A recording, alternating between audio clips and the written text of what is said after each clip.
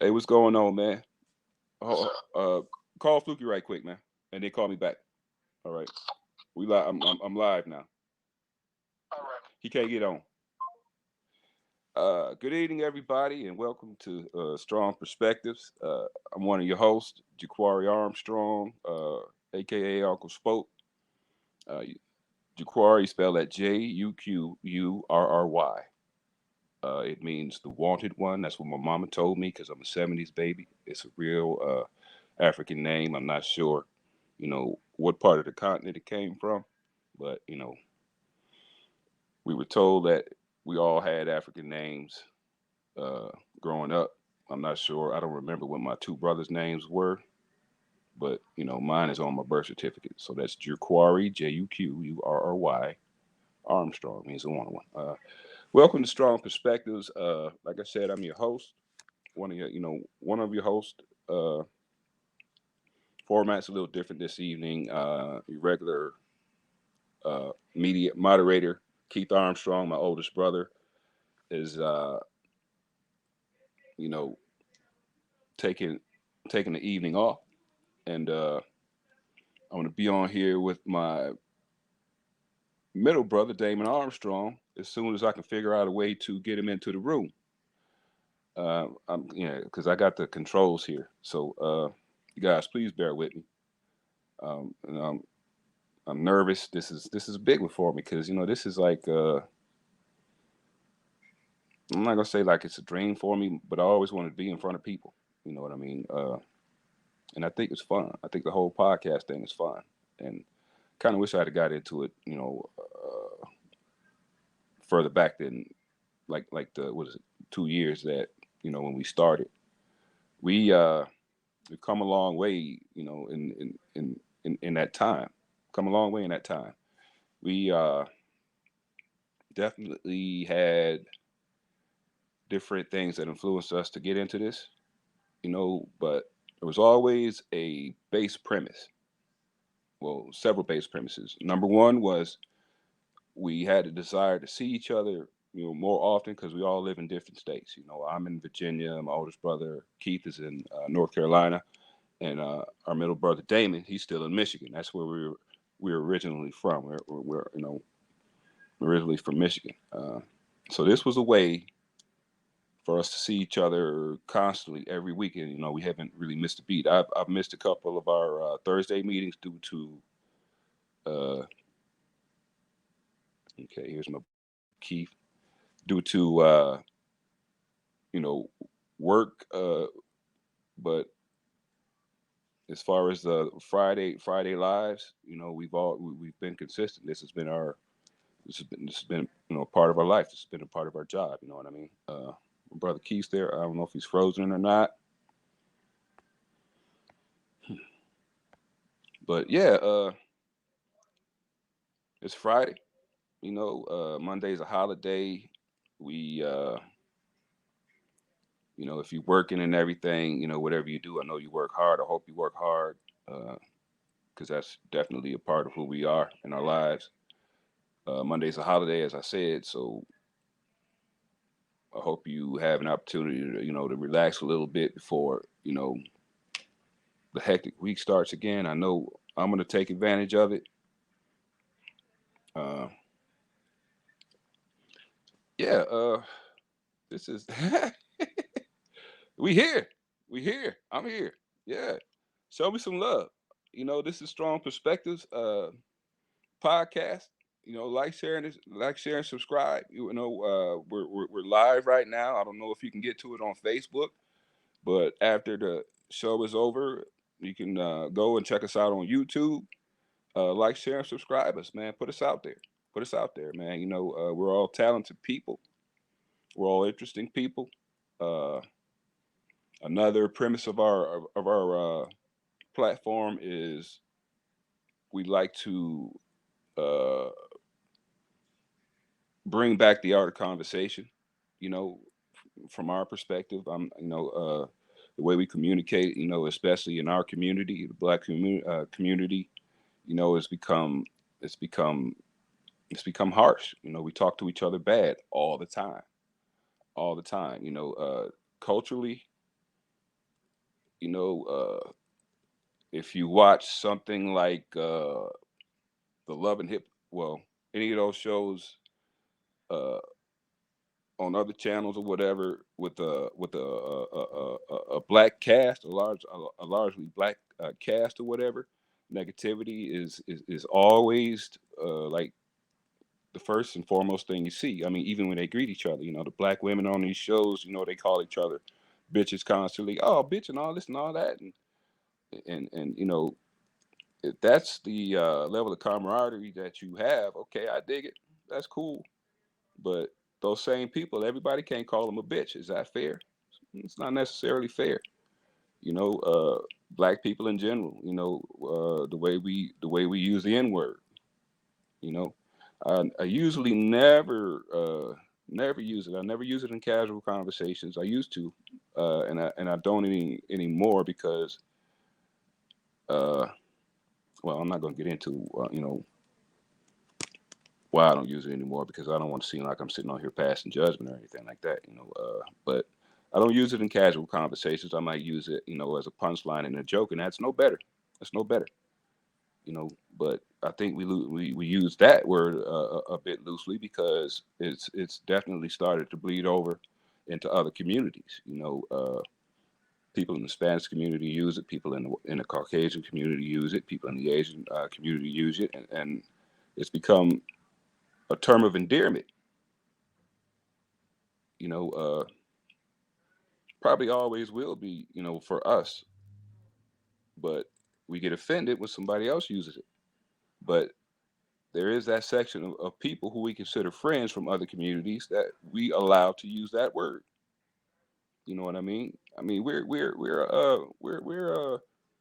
a community of contradictions. We are, you know, and I'm not criticizing because I love the contradictions. I really do. It speaks to survival. It speaks to people and their purposes. You know, we've always worked from a deficit. Always worked from a deficit, and everybody has. But this country, the world, has seen fit to shine a light on us. You know, for whatever particular reason. Let me see. Uh, Let me see. Let me look at the comments. All right. Yeah. Benita, love you to death. Love you to death, sister girl. I miss you. Miss you. And the kids, and looking forward to really getting to know that grandbaby. Let me see. Hello, Hillary family. Hello, happy Labor Day. Oh, okay. Thank you, Edgar. Unthank. All right. Aunt Liz, love you to death. I haven't seen you in years. Over, it had to be at least a decade. Love you to death. Uh, my brothers, my brother Keith always, they always, talk about how they correspond with you and everything. And I'd like for all three of us to take a trip to come and see you. We need to take a trip to come and see you. We need to take a trip down to Mississippi to see my father's side of the family. We need to go back to Michigan to, you know, in some cases, rekindle things with our Michigan family. And not that there's ever, any beef. Distance causes causes communications to to wane sometimes, and that's no excuse, man. As I'll sit up and tell you all day that I'm not a phone person, but anytime I talk to one of the people who I dearly love, and I might call them, they might call me. I'll find myself sitting on the phone with them for hours. My aunt Cheryl, we've had her and her children on the podcast once before, but every time I talk to her, uh, I find myself being refreshed and renewed. I mean, that woman is for me. She's been the antidote for a lot of my ills, man. And she's not a problem solver, but she'll give you the space to, talk about what you got going on, and you kind of figure it out for yourself. The same with my aunt Jeannie. My aunt Jeannie is, before I moved to North Carolina, you know, uh, I would be working in the mailroom with her, and she would be holding court, holding court. You know what I mean? She was loving. She is loving. She's inviting. She's uh, she's an amazing woman. All my aunties are and were amazing women. My mother was an amazing woman. My grandmother was an amazing woman. So I've always been surrounded by strong female figures. And it's been, quite honestly, it's been difficult at times to live up to what I believe to be their expectations. But as I've gotten older, I've come to realize that they didn't have any, real expectations like that outside of just being my aunties. They just wanted me to be happy, you know. And for a long time, I was waning. I was in a rut, and I needed something different. And when I would talk to them about it, they would encourage me to go out and find that something different. And I believe that's what I did. You know, uh, this podcasting thing for me, it could be another one of those times where I found something different that I love. You know, I went to college. When I went to college, I went for for theater. That wasn't because I before I went to North Carolina Central. I've been to Eastern Michigan and Jackson Community College, and I wasn't studying, acting or anything like that. I wanted to be like in the psychology field or whatever. Didn't know anything about it. It just sounded interesting, and I could interact with people in conversations, and I could throw that in, and everybody would be like, "Oh yeah, you would be this and all that because you're a listener and all that." Yeah, and that made me feel good for a while, but you know when I went to Central and I had to declare a major, and I thought about it, I was like, "Wow, I don't love anything about this particular field, but I do love to entertain people. I do love to be in front of people, as nervous as it makes me feel. Is as high as my anxiety is, especially right now, because I know I'm babbling. Please excuse me. Uh, I was standing, in the line to make my decision on what classes I wanted to take, and I said, "Well, shit, you know, for me, look, bottom line is it was either going to be, North Carolina or Hollywood, because I wanted to be a movie star. I've always said that. I always said that my entire life, my entire life. And when I went to Central and I seen the opportunity to actually learn that particular craft, I dove into it. I dove into it. But let me get to some more of these comments. Let me see. Keith Barnes, what's up, baby? What's up? Can't wait to have you on again, brother. There's a nephew. What's the other one? Love you hope. Nephew, what is the other one? Love you hope. You guys have a good weekend and be safe. You be safe too, Auntie. I love you. Like I said, I miss you. I want to see you again. And me and my brothers, we need to get together and make a plan to make that happen. Uh, Keith Barnes, see, some respond to it like it's their name. Unfortunately, yeah. I mean, we've given so much good to this country, to the world. You know, but the emphasis is always on the negative or the questionable. And that to me, that it definitely takes away from our cultural contributions. Let me see. Excellent point and transparency on the N word. Real talk. Okay. All right. Here's my brother Damon. Let's see if we can add him to the stream. Yo, Yo, What's can you hear going me? on, bro? Yeah. Oh my oh my God. God. What's Ah, up, Sit man? here. you got You your got your earbuds, bro? earbuds, brother?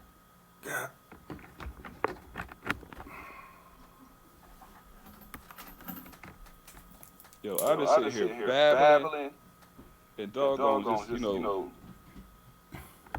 the the show show will will go. go, The the show show must go must go on in this on and shit. shit. Like woo, There we go. good. I'm Man, I went through I'm ha- all them joints, man. It had to be. It had to be because I'm just not savvy on this thing, man, and I couldn't get you on, bro, for real. No, it's all good. I'm just saying. I'm like, man, because Cameron came down and said you was on. Hmm. Hey, everybody, how y'all doing? Yeah. You know, Everybody. This is my brother Damon. Damon Armstrong. He's the third of our triumvirate, our podcast triumvirate. Uh, Welcome to you, brother. How was your day? day was good, man. Day was, Yeah. just me and the grandbaby just sitting around kicking it, man, and eating all day. Yeah. I know she You was know, running around.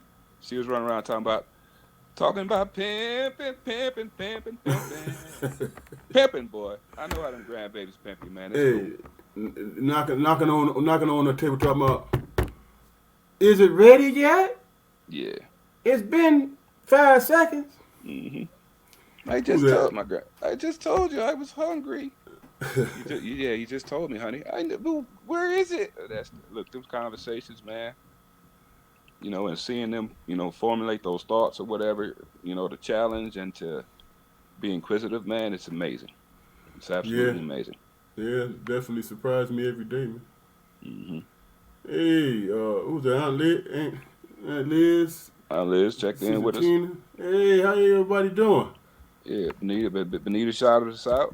Uh, Keith Barnes and been on here and said a All couple of right. things. Uh, Edgar Unthank, you know what that is?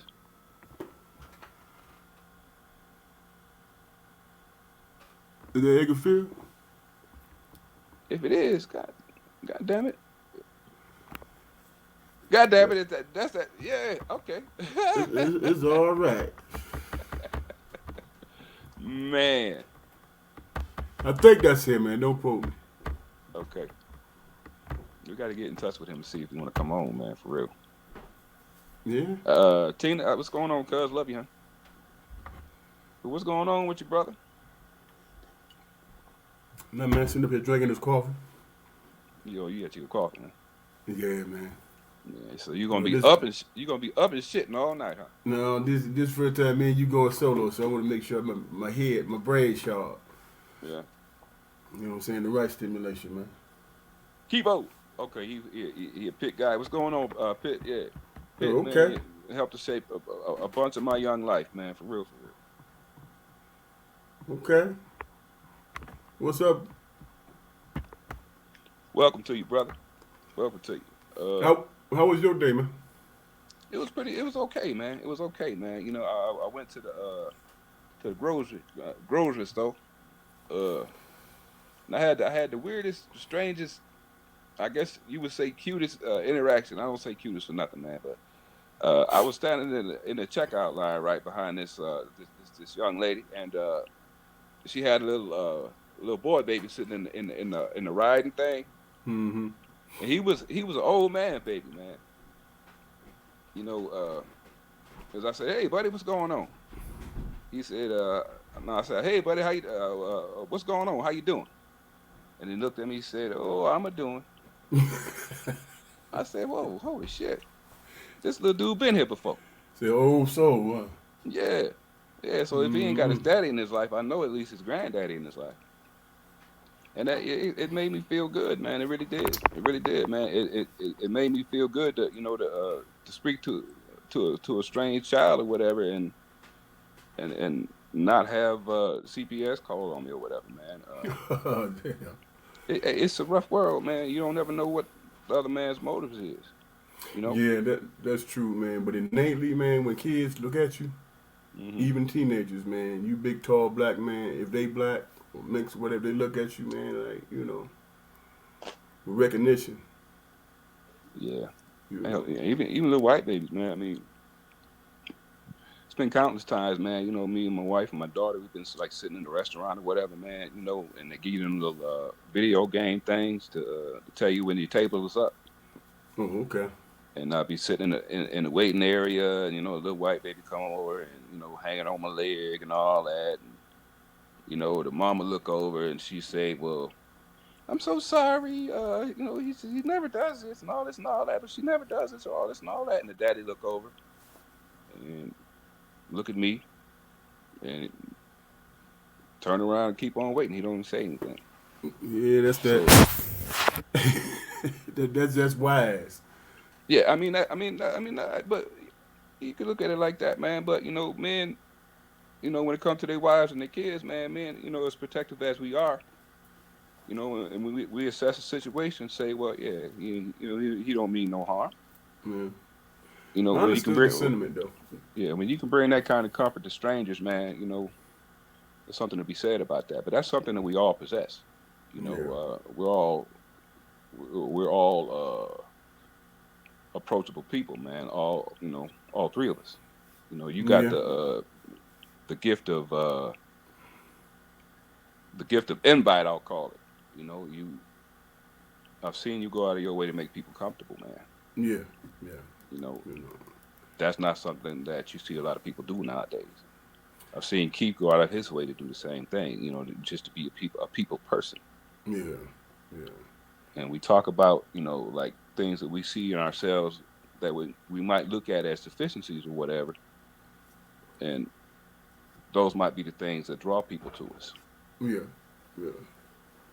You know, Yeah, man. You can look at it as a blessing and you know an opportunity. yeah, You know. definitely, man, definitely. Man, guess what I was thinking about today, man? What's that? When I was fixing my grandbaby something to eat, man, I started thinking about grandma. Mm-hmm. Maggie And Johnson. yeah, and I remember, man, one time I came in, I was buzzed, and I was blew out. And I just got out them streets. I said, man, I made it home safe. Cause cats used to put guns out on me all the time. So Mm-hmm. every time I made it back to the crib, that was a blessing for me. Mm-hmm. And I said, man, I'm finna go home and eat and chill out. So how she used to make them big pots, man, that last for a couple of days. Oh yeah. And I went in, and it was halfway full. And I put the pot on the stove, started warming up the whole thing. Yeah. Because I was going to eat till I was full, right? Mm-hmm. I'm in there just humming and whistling and stirring and look how much beat down in the pot and all that. And, in my happy place, and all I said I heard was, uh-huh! Mm-hmm. Mm-hmm. I started running in place. Richard Because it had Pryor to be scream. about 2 o'clock in the morning, man. Yeah. Richard I Pryor started screaming and running. shit. Hey, you know what it meant? You know what I'm telling you, man. When I was through recollection, man. You know what I thought about, man. Remember on the Wizard of Oz when they was all standing in front of the wizard, Mm-hmm. and he said, "Well, what if the lion said, well, what if the witch kills us?" And he said something. And he took off running, Yeah. and then he dove through that window. Yeah. You talking about the Wiz? Yeah, the man dove through that window.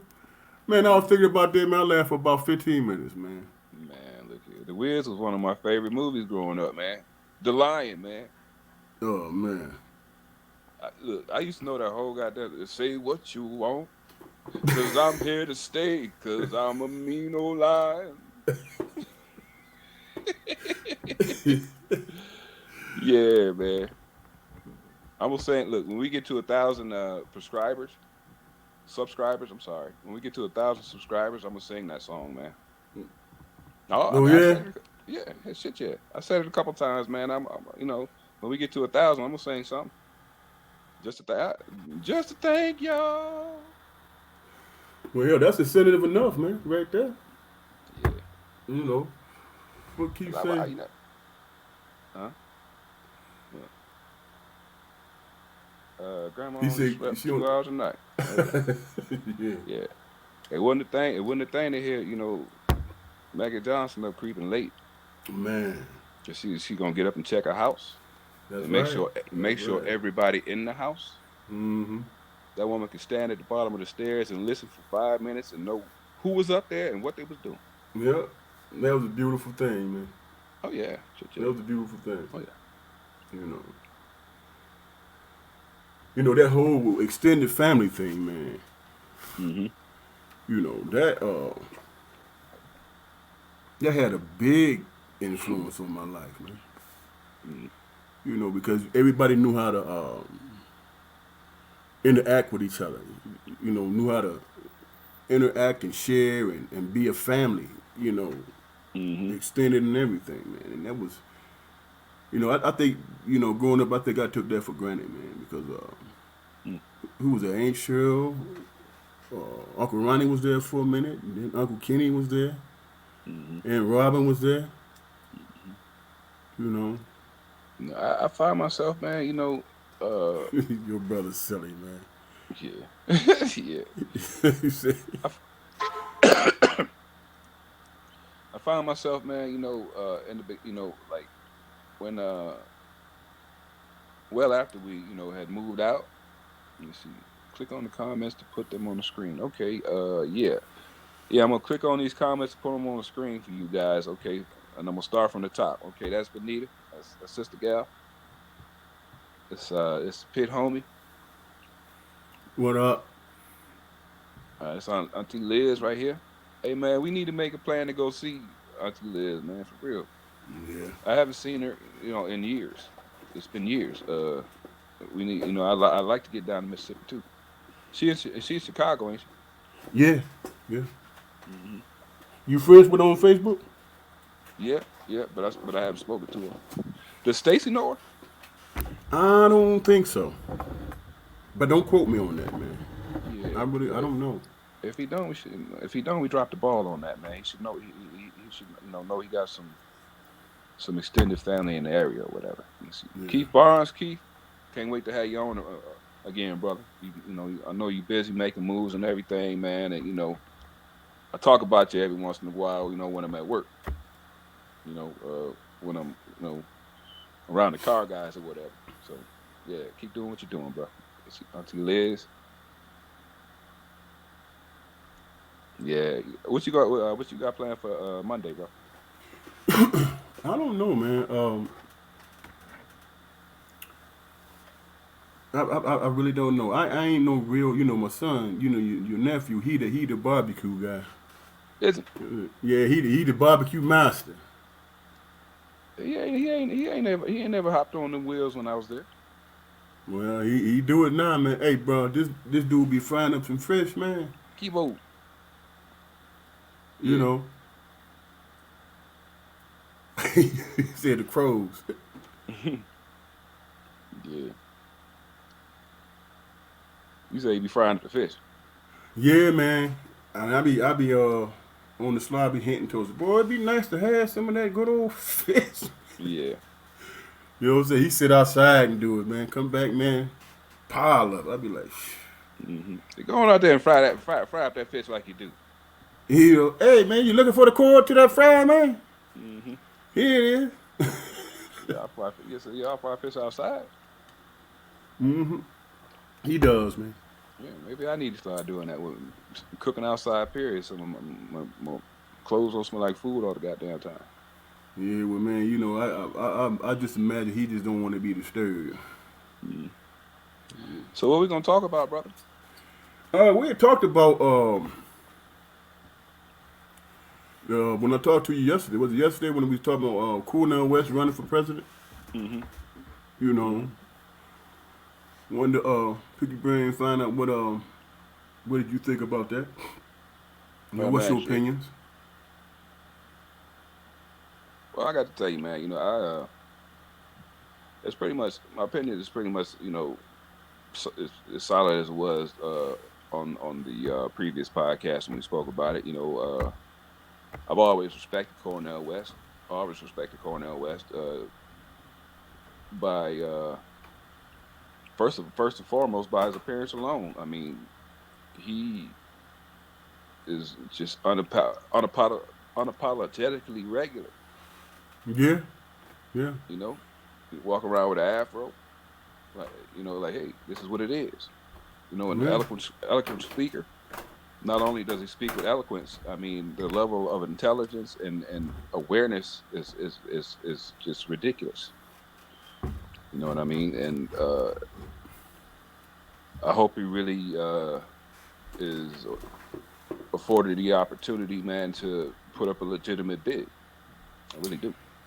Yeah, I think people have to stop. You know that whole uh, voting for the lesser evil and all that stuff. Remember when the what was it, the Tea Party, man, when they started building that coalition up? Hmm. You know, and it was a slow build, and then they started putting people in Congress and Senate and stuff like that. Hmm. I think, for me personally, I think that if we as black people, if we get behind one candidate, you know what I'm saying, win or lose, we get behind one candidate, and then we start making them address some of our needs. Hmm. You know what I'm saying? I think that would go further than uh, um, voting for a candidate who make a promise. Hey, you know what? If you vote for me, I put a black woman on the Supreme Court. Hmm. You know, that's a symbolic gesture, man. You know what I'm saying? Yeah. You know, what else is it? You know, I mean, what else do we get from that? Hmm.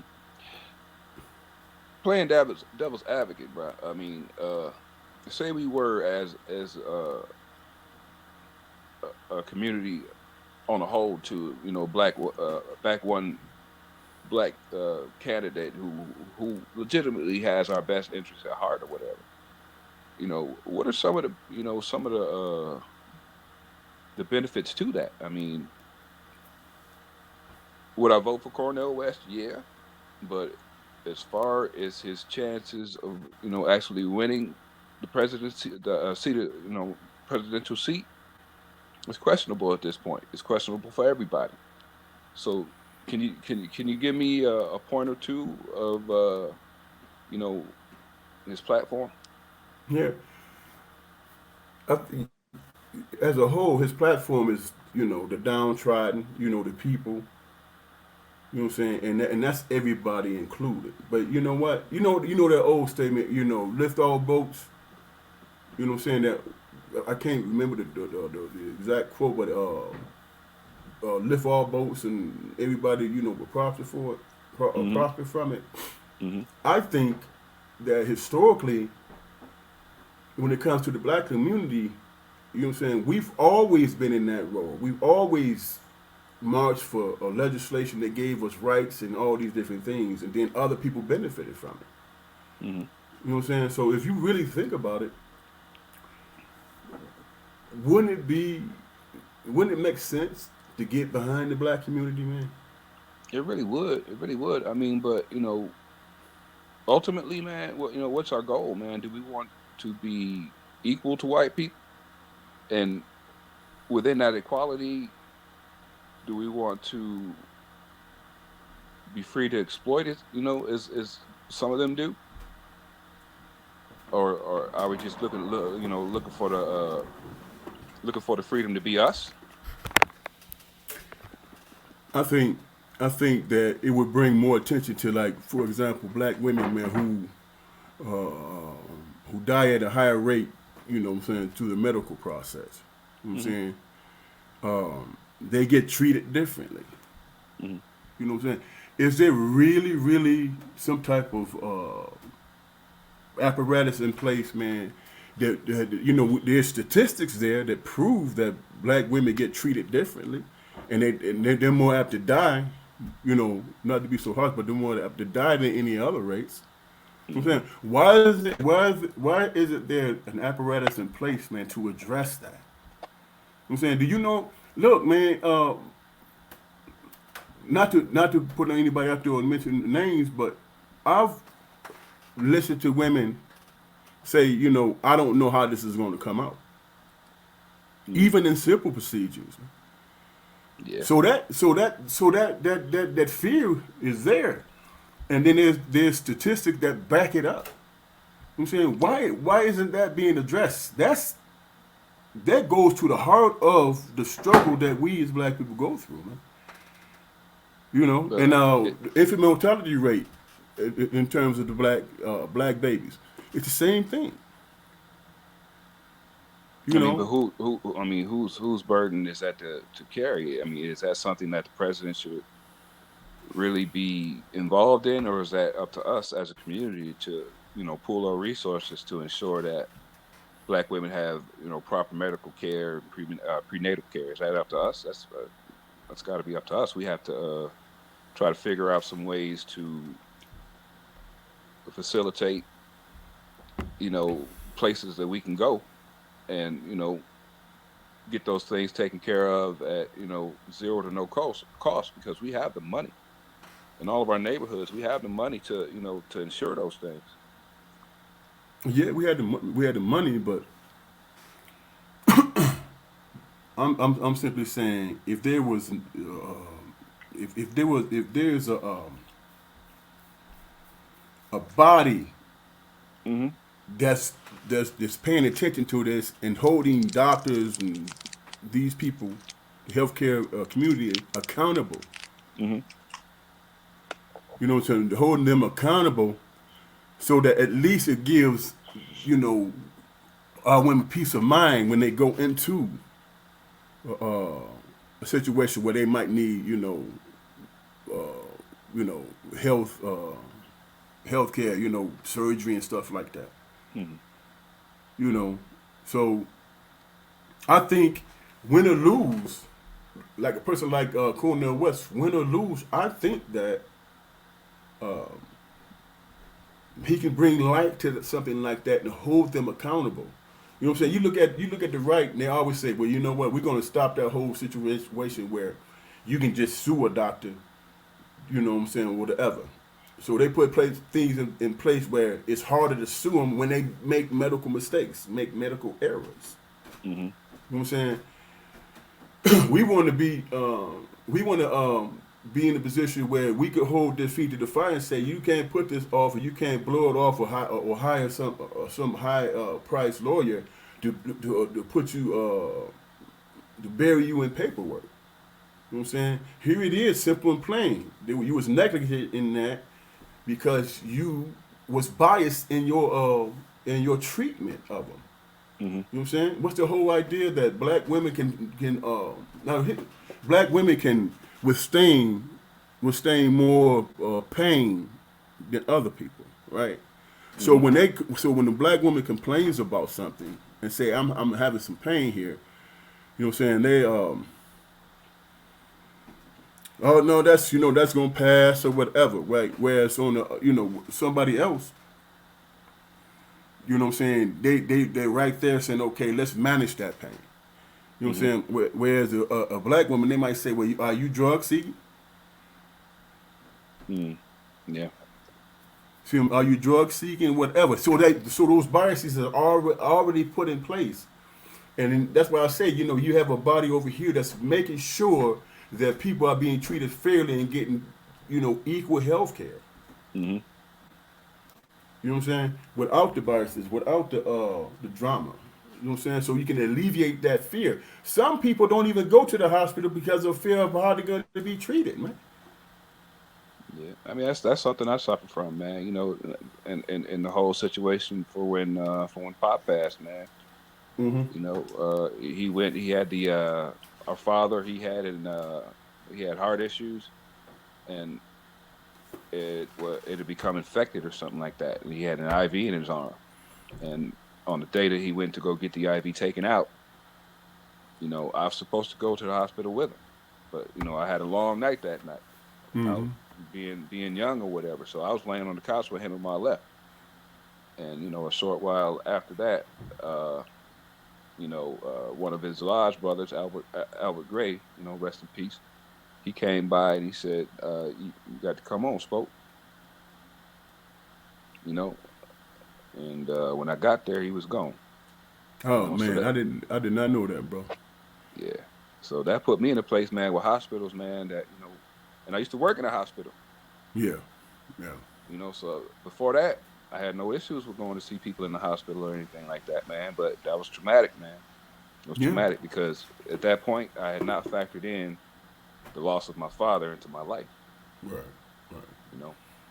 And that's what I'm, that's what I mean by, if you really think about it, these things are happening, man, every day, Hmm. affecting people's lives just like your life was affected. And nobody, you know, so and everybody's just going about their business. I think Cornell West is one of those guys who would pay attention to something like that that Hmm. address us.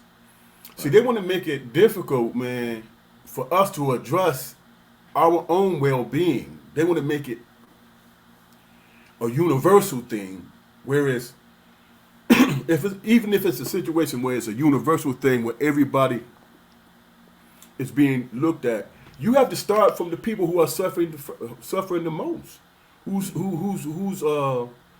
at the bottom, who's suffering the most. You have to address that first, Okay. you know.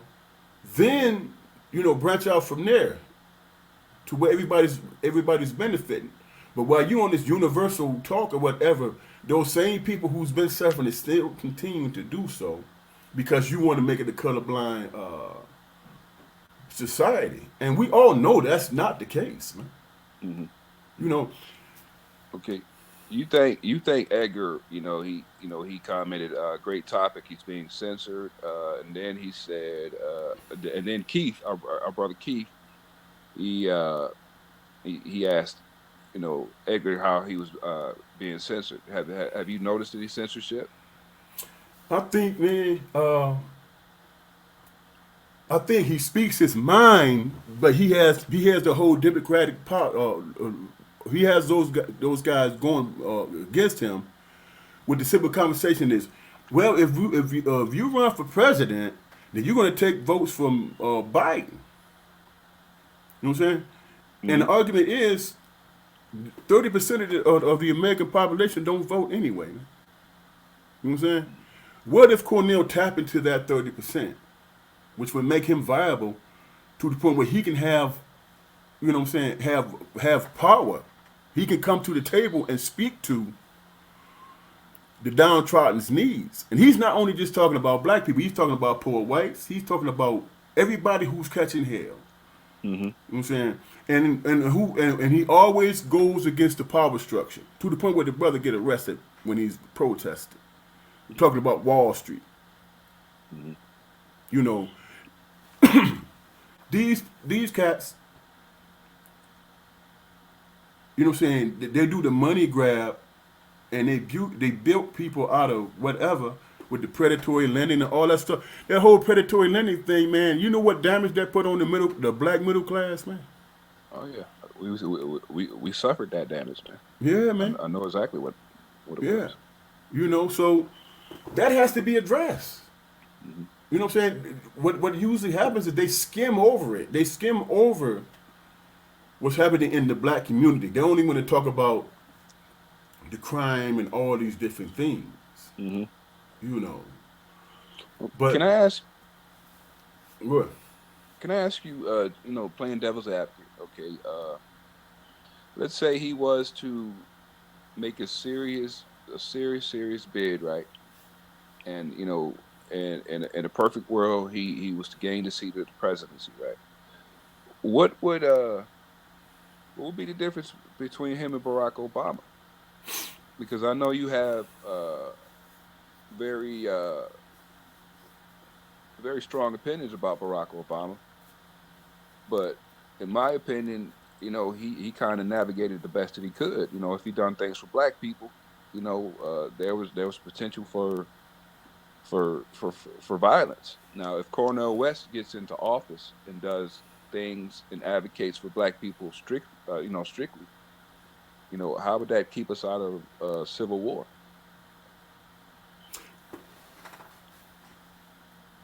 Being represented, man, in this country, man, in the political sense, man, if that drives us to civil war, then you might as well take back civil rights. You know what I'm saying? All those amendments that was passed where other people benefit from. You might as well take those away. You know what I'm saying? And anything else that we as black people achieve but other people benefited from. You know But what that's what that's keeps the that's the political structure, though. I mean, this country was built on the oppressed, getting a leg up, and through them getting that leg up, other people benefited from us. I mean,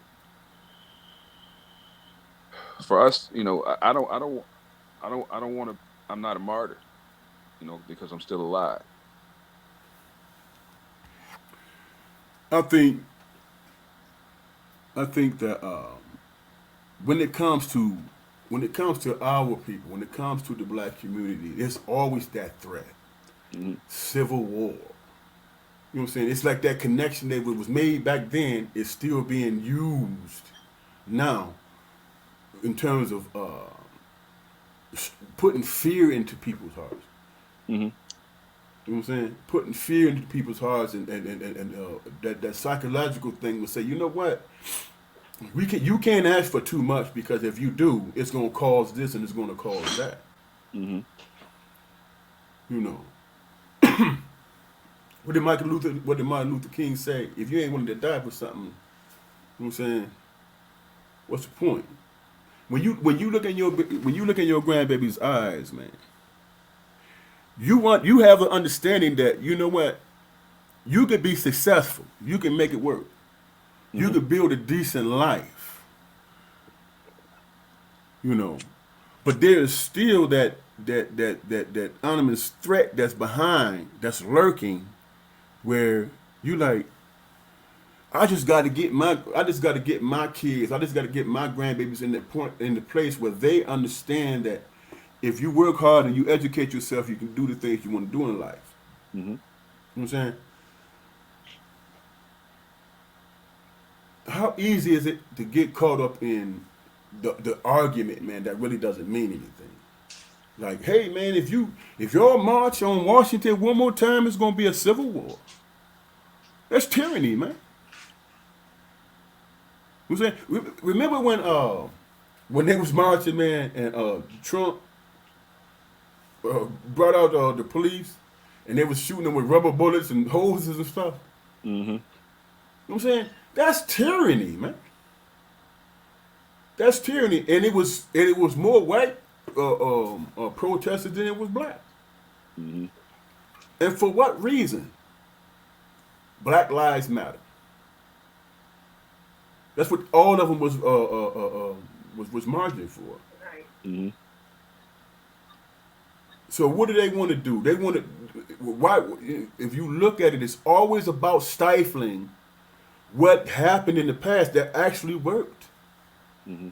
Legislations passed and all that. That actually worked. It changed things.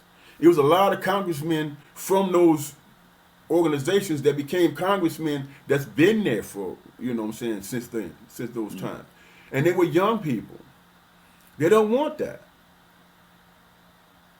They just want to continue to rain down tyranny that or the threat of it,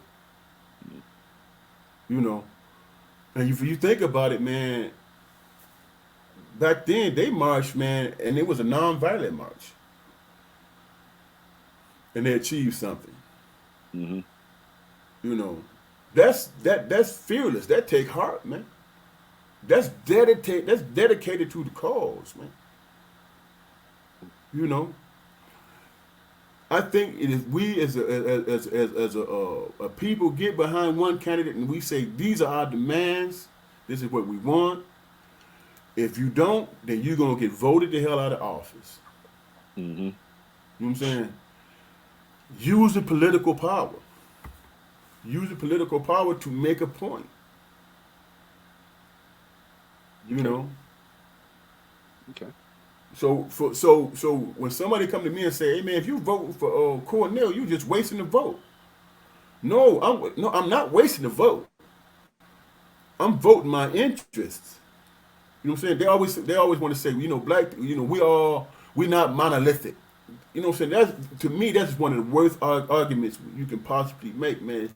Simply because if you look at every other community, they're not monolithic either, but they do come together. And then once they get the things that they want, then they work out the differences. Hmm. You know. But you parade a black man or a black woman up there and say, I don't agree with everything this person over here say. So I'm a vote Republican. Oh, I'm a conservative. You know, and then you say, well, okay, your kitchen table ideas, man. Really, you don't identify with this person, or do you want to, or do you want to, hang on to those catchphrases? We not Right. monolithic. You know what I'm saying? And for somebody like me, that's the most ridiculous argument to stand on, man. Especially when you're trying to get something. Yeah. If I'm making Edgar, sense.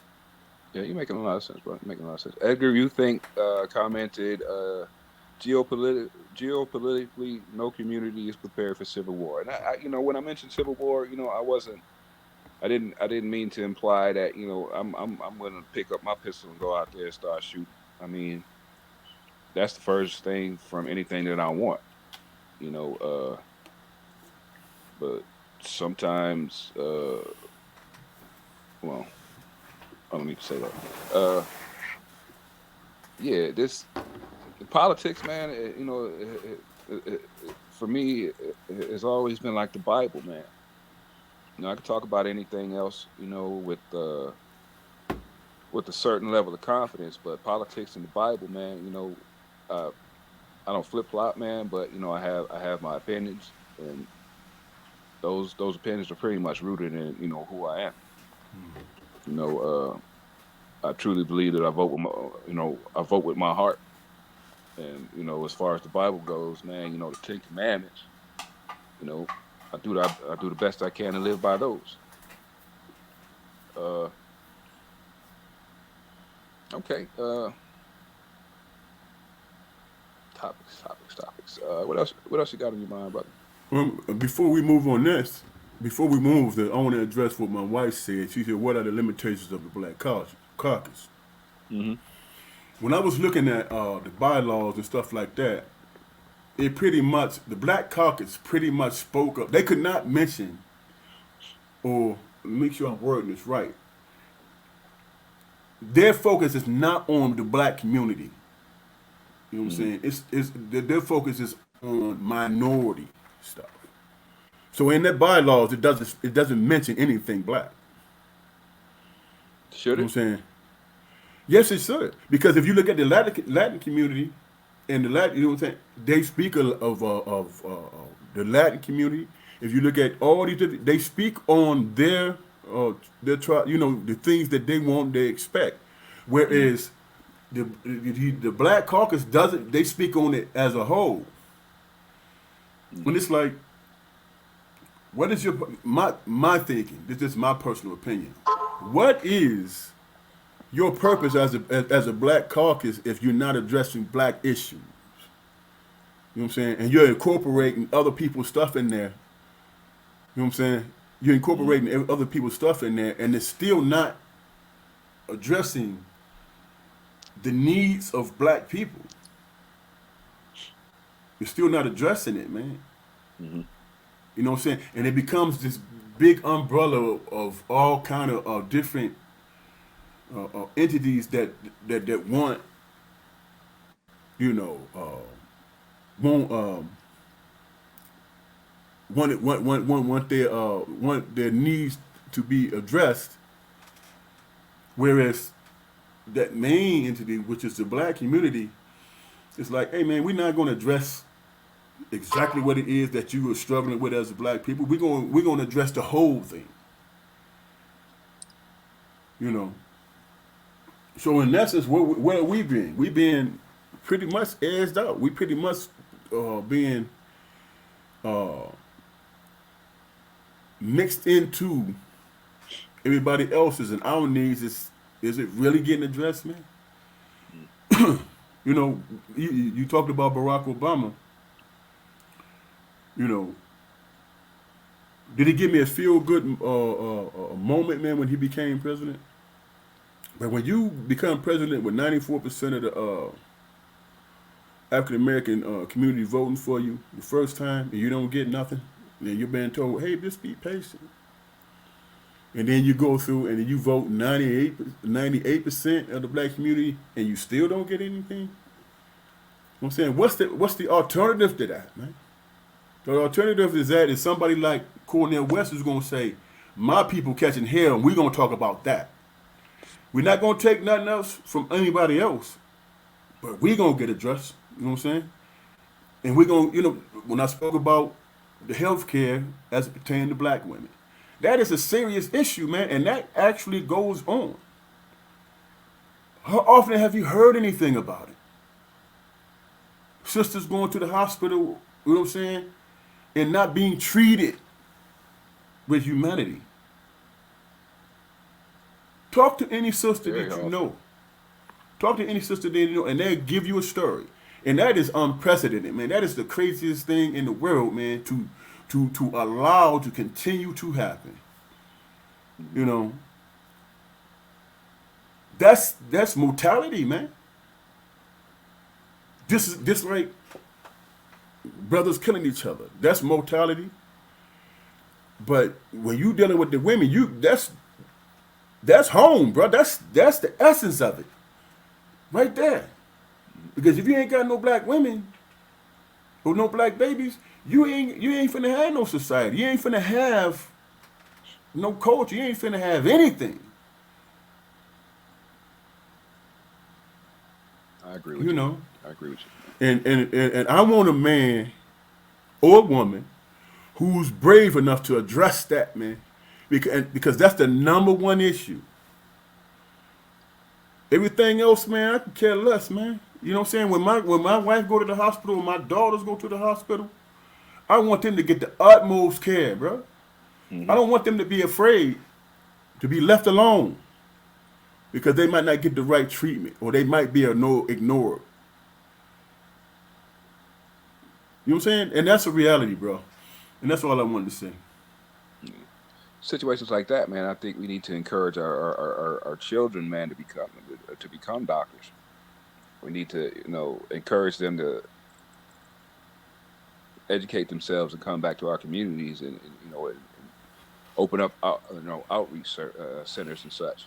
We need to have resources, in position, man, that we can, go out and you know check on the sick and shut in, and help to facilitate treatment for the for those people. And I feel like we definitely had the resources within our community to do so.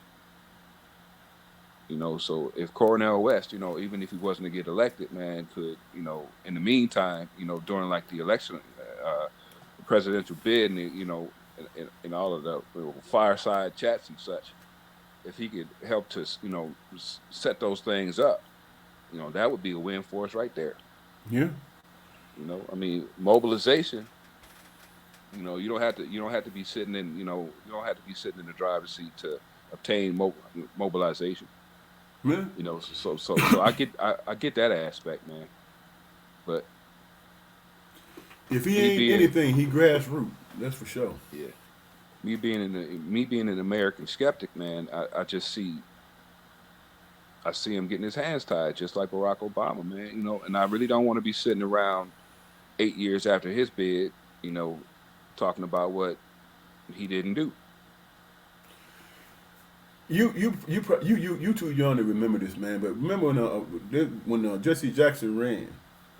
No, I was in high school, man. He came to Ypsilanti. He came to Ipsy High and spoke. Yeah. And I was playing. What was it? It was either football or basketball season. So they put us all in the middle of the gym in front of the lectern as he was speaking. We didn't get to Mm-hmm.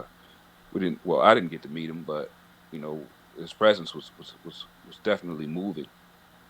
You know And my point is, bro, he didn't win anything, but he won enough delegates for them to have to pay attention to him. he did. He You know what I'm did. saying? And Jesse I did. think Al that's the whole Sharpton did. thing Yeah. right there. Yeah. Yeah. I think that's what it takes, man. That's why I brought up the Tea Party, man, because when it first started, man, we used to laugh at them. Mm. We used to laugh at them and look at these crazies and these coops out here. Next thing you know, they in Congress and shit. Yeah. You know, and that is the grassroots thing that I'm talking about. You build you build coalitions where people have to pay attention to you, man. Yeah. You mentioned the Tea Party, man. You know, the Tea Party and other legitimately grassroots organizations, the was it the Proud Boys and such. Those are grassroots organizations, man. You know, I Mm-hmm. mean, they may be against our agenda or whatever, or you know, see us as non-factors in this country, but I think we need to take an example from how they mobilized, man. You know, because one day they was not there, and the next day, you know, potentially hell, your neighbors was flying Black American flags all over the damn place. You know what I mean? So how did they get that level of exposure? Um, I think I think I think Trump put that battery in their pack, man. I mean, Hmm. that battery in their back. You saying he made. I remember, man, when he was giving a speech or he was answering questions, and he literally looked in the camera and he said, "I am a white nationalist." Hmm. You know. Now, if they change the definition of what a white nationalist is, then let me know. Hmm. You know, but that wasn't even a dog whistle, man. That was a straight, direct message to them, and that's how they got. That's how they got. And you know, hey, you know what? We finally got a guy in place. Now, dig this. We finally got a guy in place who's speaking to how we feel about things. Hmm. You know what I'm saying? That's the thing. You know, people think that I don't like Barack Obama. That's not the case. That's not the case. The problem I had with him is when you say, "Hey, look, we're gonna get to those issues my second term, man. But right now, man, you know, we got to toe this line because of this and because of that." And I'm like, ain't nobody else doing that. Ain't ain't nobody else doing that. Yo, if you have one term and you at least address, you know, the black community every time at the top of your docket, you address them. That works wonders for our people, man. Hmm. We ain't telling nobody to go to the street. We all we talking about is voting. That's a non-threatening activity. You know what I'm saying? But you got to give them an incentive to go and vote, not because you black and you got a black wife. You got to inspire some brothers and say, hey, if you want this addressed, man, then y'all need to show up because I'm gonna be there and I'm gonna speak on it, and I need y'all to have my back. He didn't do that, man. Matter of fact, there is very little difference between him and Biden, man. Very little difference. You know what I'm saying? He don't even have any liberal ideologies, man. What was his? And I'm not banging on the brother. You know, I ain't trying to drag him. You know what I'm saying? Because he did some good things. But by the same token, man, this brother, he,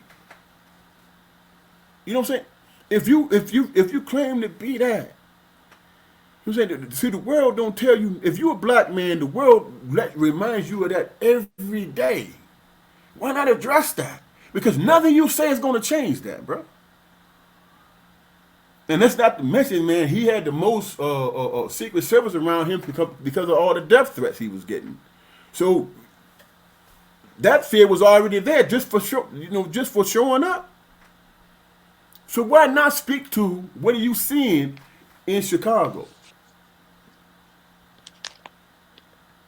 Why not speak to it? Why not speak to you know, those things that this country tried to get black people to try. This country tried to get black people to act like, you know, what's not happening, man. I don't know a black person, man. I don't know a black man. Let me put it this way, but I can't speak for women. I can only look at my family and say, okay, what are your experiences? What you're going through? You know what I'm saying? I could, I see it from afar, but you make it more personal to me when you speak on it. You know what I'm saying? But as a black man, dude, we, you, me, Keith, we live in the gray area, bro. Outside of that gray area, everything is a threat, right? Am I right or wrong? Can you speak to that? Yeah, I can speak to it. I mean, because uh, living the life that I've led, being around people, being around men who've led, similar lives to what I've led, I can honestly say that I've had very little interactions with the police. That's number one, and number two is anytime in the last, I would say, hell, 10 years, and anytime in the last 10 years, honestly, from my recollection, I've only experienced aggression from other black men. Does Cornell West have any solutions to that situation? The violence that we commit against each other? Because in my humble opinion, man, everything starts at home. Black Yeah, people need to absolutely. love I agree. black people. Black people need to love black people and show the world that black people love people in order for them to start giving a shit about us. And I just don't see a lot of examples of that. I'm not saying that they don't exist, but the entertainment quality that people receive from the negative, man, is pushed forward much more. You got a man who went to prison, man, at a young age, Hmm. right? Spent 20 years in prison. You know what I'm saying? Either gonna adapt to that, become institutionalized, and say, you know what, it's a dog eat dog world, and I got to get mine. Getting yours got you in prison for over 20 years. Hmm. You know what I'm saying? But if you have any type of inspiration with life or whatever, and I can't speak because I've never been to prison, but I'm just saying, uh, you know, the world is led to believe that we are not um, loving people, which is a farce, it's a lie. You know what I'm saying? Hmm. It's a lie. What we are people, man, who make mistakes. We are people who make mistakes, and the world emphasize those mistakes that we make, and then they place labels on us. You know what I'm saying? If a kid, man, is acting out or whatever, and you put this label on them, and that becomes their life. Come on, man, we all did dumb shit. You know what I'm saying? But given the opportunity to lift yourself up, not that old bullshit about you got to lift yourself up by the bootstrap. No, you got to believe in yourself and say, hey, you know what? I'm ashamed of how I was and what I did, and I want to make amends for that. The world don't even allow us to make amends for anything, man. Especially when they're judging our young men at such an early age. That's hypocrisy, man. Because every other group making just as many, doing just as many whatever, but they create all these statistics to highlight that Hmm. we don't love our kids. I read a statistic the other day that it said that black men are more loving, more nurturing, and spend more time with their kids than any other group. I saw that. Matter of fact, I made sure that it wasn't a bogus statistic, and then it's right. And then when you think about your experience with the brothers that's in your life, how many brothers don't take care of their kids, man? Not a lot. Not a lot. I mean, but there are some that exist. Yeah, but but what I'm saying is, are we really the poster child for that, man? I don't think so, bro. This is my humble opinion. I don't think so. You know what I'm saying? Because the brothers that I've encountered, I can't deal with the mother, but I got to make sure my youngin is all right. And they go through the motions of doing it. Even with the strife and the struggles between the parents, they still make sure that their child is right, is okay, at least eating. You know what I'm saying? Do I say, am I going to sit here and say, well, this group do it more and that group? No, everybody does it, man. Some cats, man, every group abandoned a child that they didn't plan for. Mm-hmm. You know what I'm saying? Every group does that. My point is, black men are not the poster child for that. Because statistically, we take care of our children, man. Okay. Statistically, we do. Now, if anybody, nobody wants to agree with me or want to challenge that, then look it up, research it yourself. You know what I'm saying? And that's the type of message that needs to go out, man. Ronald Reagan say, welfare queen. This idiot said welfare queen, and it's 10 million more white women on welfare than black women. You understand my sentiment? Mm-hmm. But because he Definitely. said it, that became a thing, man. So in response, what do people say? Well, because black men ain't take care of their family, and we footing the bill on the state, they can't live in the house with them. How many white men could not live in the house with the white mothers, as it on the opposite side of the black men? Mm-hmm. I would venture to guess that more black men could not enter the house and be with the family because the mother was on welfare than the opposite. Mm-hmm. You feel what I'm saying? Mm-hmm. Because See that? because people in important positions made those corny ass. Hey Mo, love you too, baby. Hey, Momo. And I know I've been rambling, man. Go ahead, bro. I'm listening. No, I mean this is content, man. This is it's important. You, you have an opportunity, to get some things lined up about your political views, man. That's what we about. You spoke about the justice system, man. In your love you, honey, love you. In your opinion, man,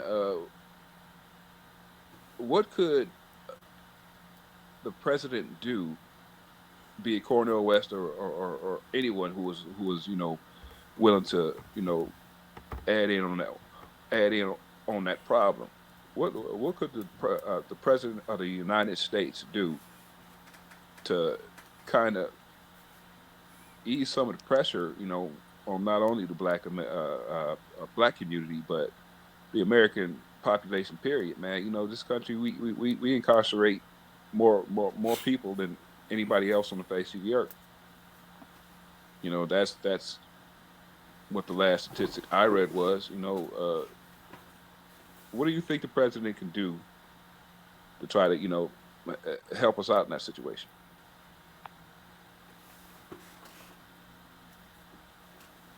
First of all, you got to elect uh, congressmen and senators, man, who are unlike Joe Biden, man. Mm-hmm. You know what I'm saying? They want to talk about that. What is it? '94 legislation he put all those brothers in jail. Mm-hmm. It's like two other legislations he tried to push. He did one with Strom Thurmond. Did Yeah. Now, to my understanding, from what I read, I believe that's the case. Do your homework and research it yourself. But I think that he supported the bill with Strom Thurmond to have stronger, uh, uh, you know, law enforcement and all that stuff. he? Mm-hmm. You know what I'm saying? So that was a thing that he did. That's why I couldn't understand why people chose to vote for this dude, man. But see, I'm an old cat, man. You know what I'm saying? I got a long memory. You know, so when people come to me and say, "But hey, man, you know, it's either Trump or it's Biden, man. Who you gonna vote for?" You know what I'm saying? That's that same argument. Well, hey, man, vote for or vote for the lesser evil. Hmm. You know what I'm saying? That vote for the lesser evil. That where's that in the Bible, man? You feel me? Hmm. But yeah, let me ask you this, man.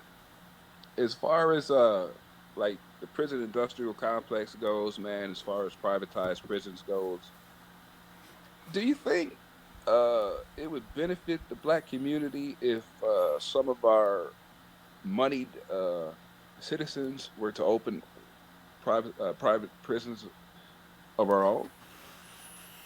I mean, it's business. Yeah, well, you contributing to your own demise, man. You're contributing to your own demise, but in a sense, you know, if we own the prisons that had to house our people, if we could get those contracts or whatever, we could definitely reinforce rehabilitory programs. We could have those places, you know, like in regards to industry, man. We could have those places working with black business to provide resources to them. Because I mean, prison industries, man, they make shit.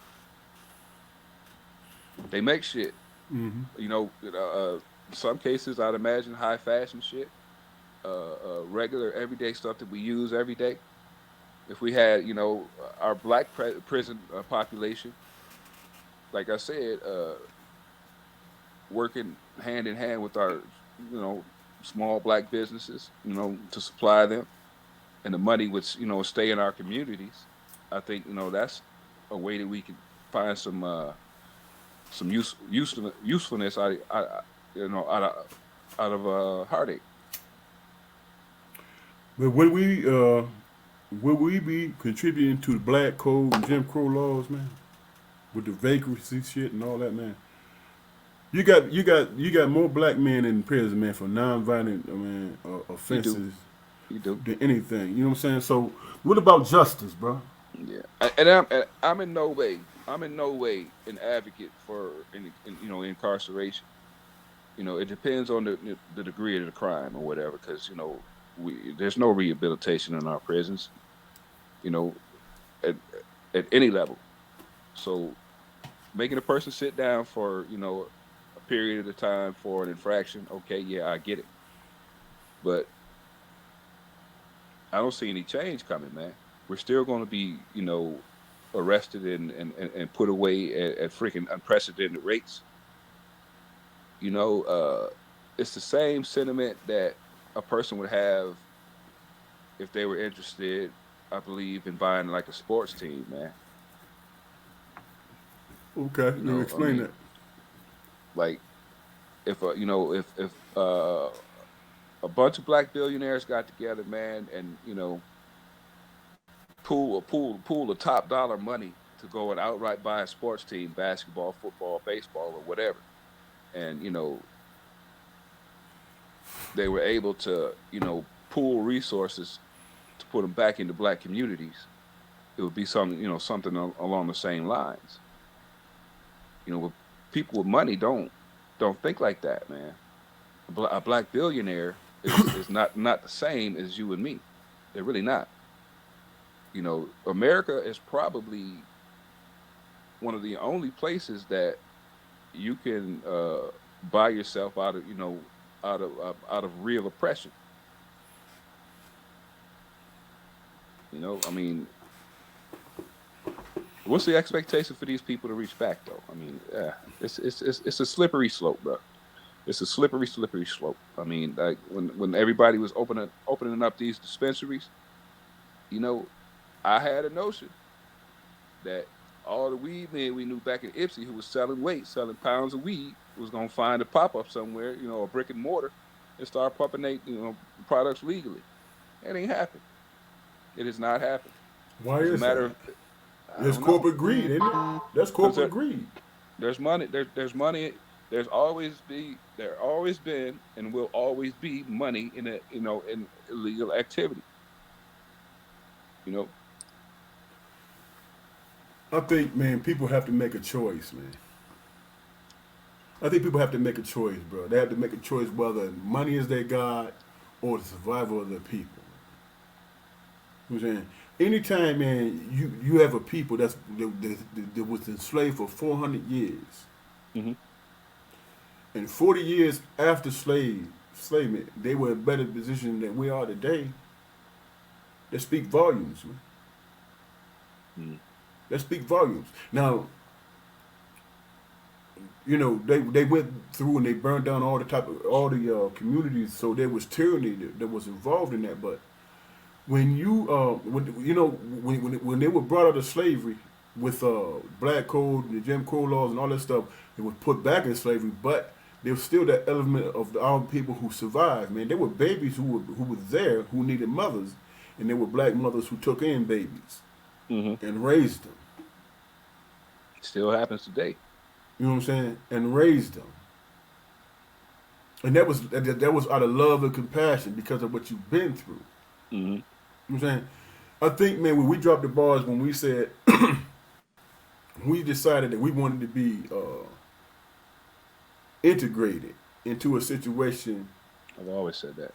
you know what I'm saying, into a situation where we thought it was better, but once that happened, everything that we built started to dissipate. Everything we built started to disappear because at the same time, if you remember, when we I forgot what that law, it escapes my memory right now, but that law was passed where we had our rights was there, and then they started importing people from all different countries who came to put businesses into our communities. Man. hmm So when you look at the black community now, you know, they used to be Bud and Joes and all these men who own these stores and stuff like that. You know, the only white man that was in our community was Abe. You feel Yeah. what I'm saying? On the fruit Yeah. truck. Everybody else had stores and stuff hmm that they kept in the community. But then they started, yep, yep. Then they started selling those. Remember in I remember from Detroit, but when you started going, remember in Ipsy, man, those stores used to be black owned, and then they started selling those stores, and then the glasses and stuff went up. hmm You Yeah. know, Security glasses. Yeah. yeah, was those glasses there before? No, they wasn't. You know what I'm saying? People was keeping money in the community. You know, they were getting tax breaks, whereas black people weren't. You know what I'm saying? So they sold off family businesses, man, that was there for 40 years. You know, then they went to somebody else who didn't respect you. Loved your women, but didn't respect you as a man. Yeah. You know what I'm saying? So those are the little things, the little nuances that we got to think about and remember and say, okay, what stance do we take? What sacrifices do we make? Mhm.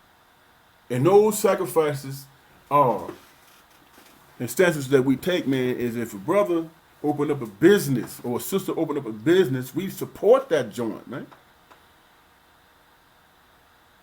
We support that joint and we keep it in our neighborhood. Because everybody else that's making money in that neighborhood is not investing it back. And that's how communities last, man. You look at these little small towns, man, around you. You know what I'm saying? They got businesses downtown, man, that been there for 50 years. Because they keeping money in the community. Whereas us, we ain't doing that. Cats going to school, males and females going to college and stuff, getting these degrees, doing very well and not coming back to support the community. Can you imagine being in the community, man, and you go and you become a doctor and you don't come back home? Well, you know for a fact that doctors are needed more in the community that you grew up in than anywhere else. Yeah, but I, I don't know a lot of doctors in my personal life, man. But it just seems to me that people go in the medical field to make money, man. We don't have a lot of money in a black community, so they go where the money is. I mean, that's just like that's human nature. That's just, you can make an argument that Deion Sanders did the same thing. What do you mean? He started off at a black college, and learned how to apply his wares there, and he moved on to a an integrated college, you know, for the bag. That's his goal. His goal was the bag, right? So he went and got it. But you had a lot of us who poured a lot of vitriol on the situation. I had no problem. I had no problem with him, air quotes, stepping up his game. The only thing I can that is not holding against him, but when he went to Colorado, man, he took a lot of people with him.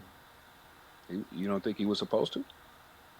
Yeah, he was supposed to, but I think with Dion, I think to get the most attention because he's looking at the big picture to get the most. He left Jackson State in a great position. He did. You know what I'm Yeah. saying? That's up to them to maintain that. You know what I'm saying? That's up to them to maintain that. He left him in a great position. Now he's moved on, taking those people who made that position great, bringing them with him. Now he's finna make his stamp. I could see if he's like, hey man, I could see if he did like Barack Obama. You know what I'm saying? Preach all this good bullshit, and then when it was time to put his administration in place, he put in Clinton's people and Bush's people. Mhm. You know what I'm saying? Yeah. I really like. In my heart of hearts, I really like for some way or another to for it to work out that he would be involved with Jackson State somehow. You know, maybe not. Sending top tier guys there. He's going to take all the top tier guys himself, but still clearing the way for talented young black people, not just like young men. To have an in at Jackson State through him, that would He be can say amazing, that. man. That He would can be say that. amazing, man. Yeah. He can tell him, hey man, go ahead and play 2 years, Hmm. and then we'll take another look at you. It's better to do that than send him to some JUCO that he's not affiliated with. Yeah, yeah. JUCOs, man. I mean, I watched the documentaries on Netflix or whatever. When they would put those. Have you seen those? Mm-mm. It's like they go like down to Texas or somewhere and find some random. Well, not random. The ones that they feature.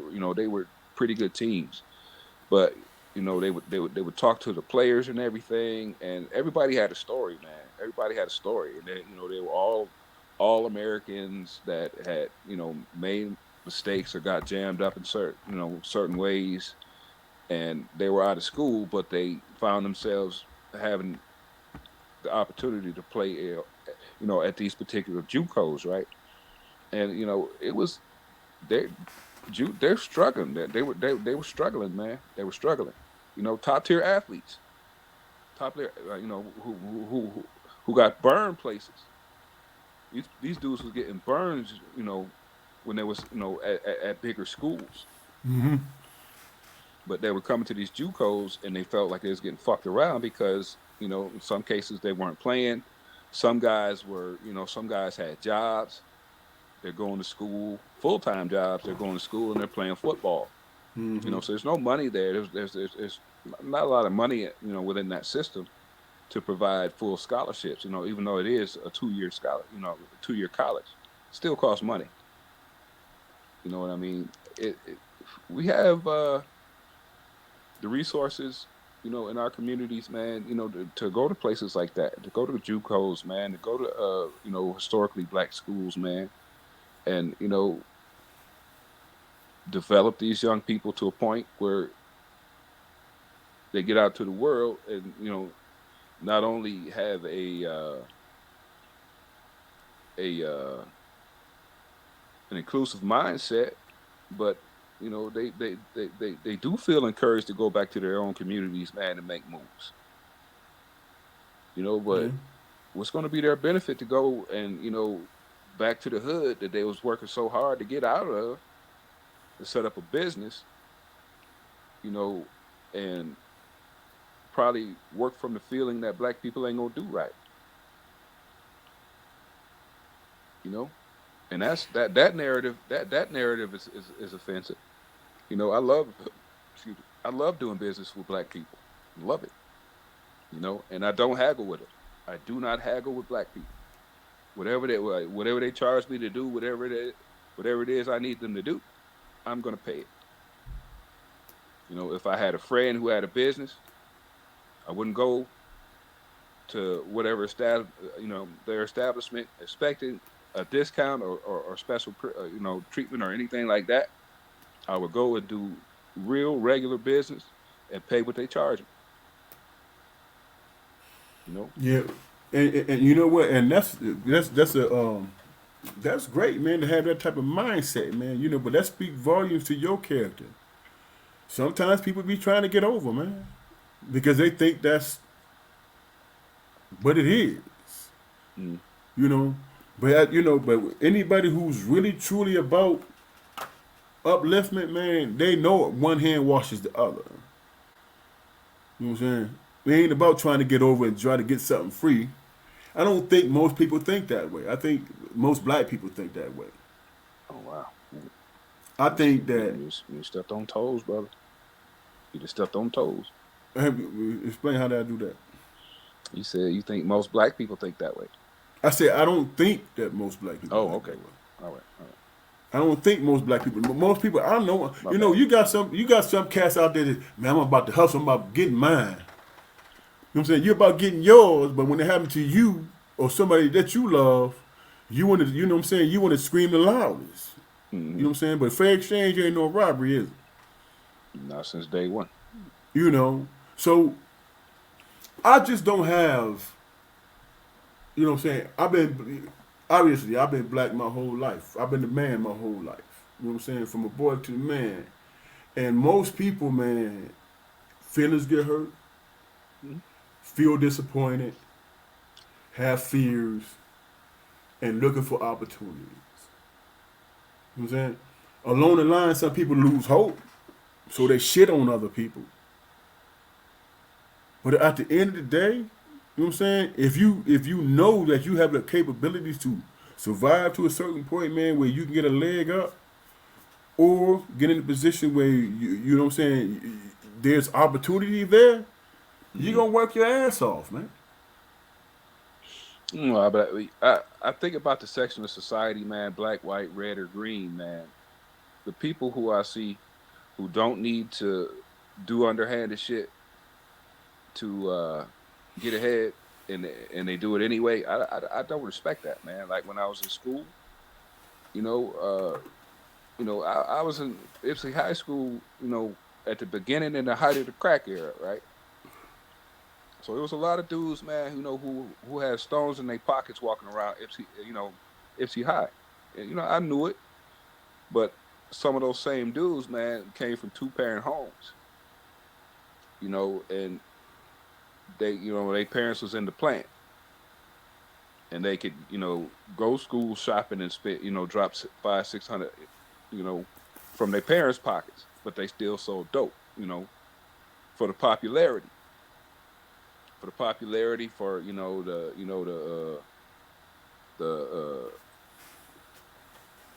for their name to ring bells or whatever, man. I didn't respect that. Didn't respect that, man. Gangsters to me, I have an image in my mind of what a real gangster is, and ironically enough, it doesn't have a lot to do with crime. Doesn't have a lot to do with crime, man. It's a mentality to me, man. I'm a thug, man. I'm a fucking gangster. You know what I mean?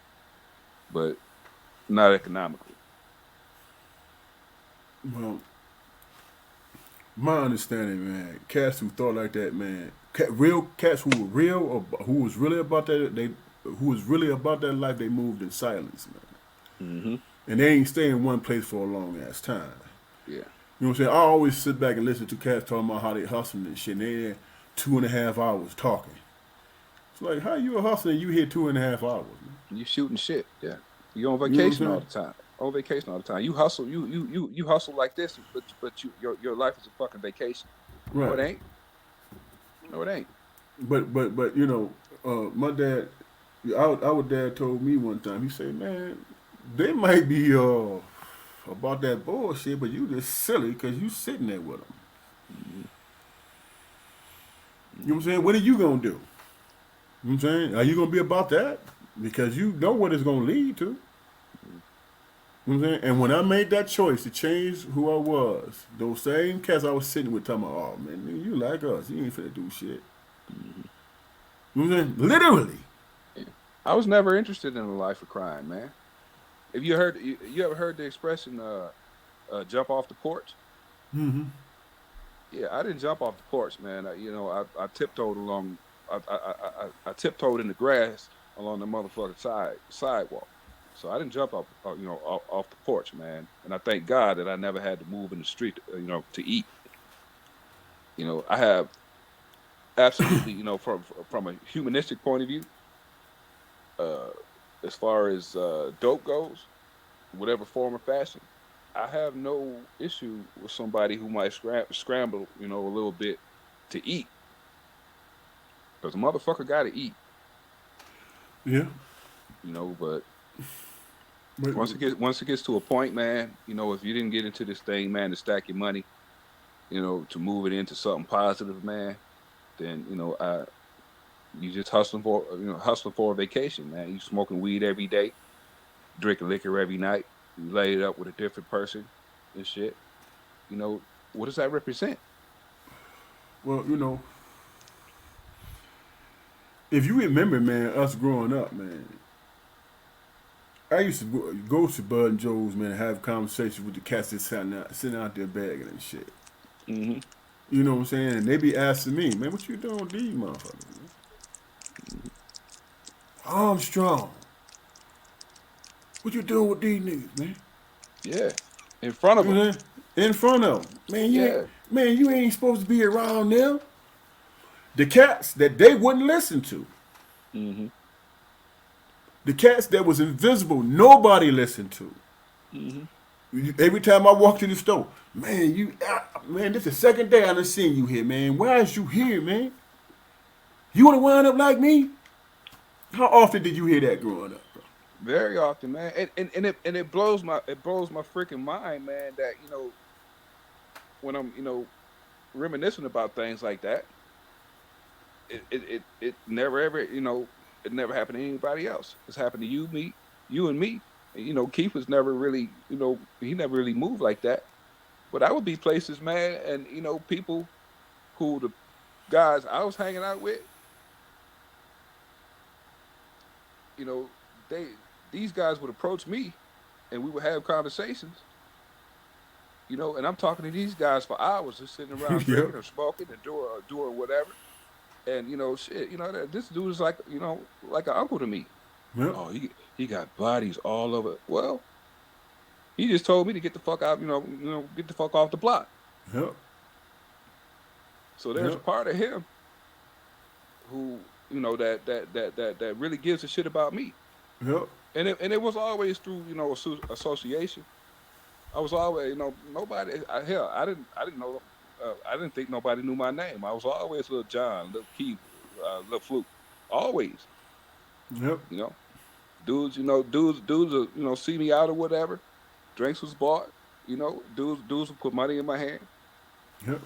So I didn't necessarily have to be out there, doing, what everybody else was doing, man.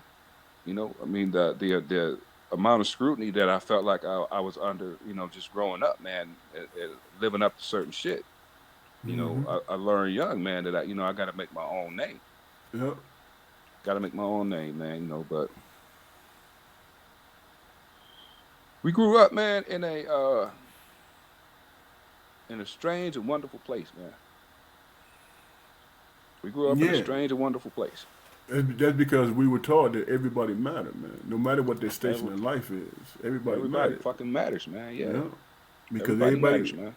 yeah, everybody got. Man, you just both just got through talking about situations where you there hanging with your boys and that one cat that is doing it big and you know what I'm saying. Everybody laugh at that. Man, why you with these dudes, man? You don't belong here. Hmm. See, Edgar Unthanked says, see, I have to cut out and would definitely be back, brothers. Great job tonight. I'll definitely promote this forum. Please and Hey, thank you, sir. yeah, man. Appreciate you, bro. You had a lot of great statements, man. Yeah, Questions in there, man. yeah. Appreciate you. Filled up that time, man, and definitely alleviated, well, helped to alleviate some of my anxiety, man, for real. Yeah, and all we this is what this is what we do, man. You know what I'm saying? Yeah. Sitting down in the basement, we just start talking. You know what I'm saying? Hmm. Hmm.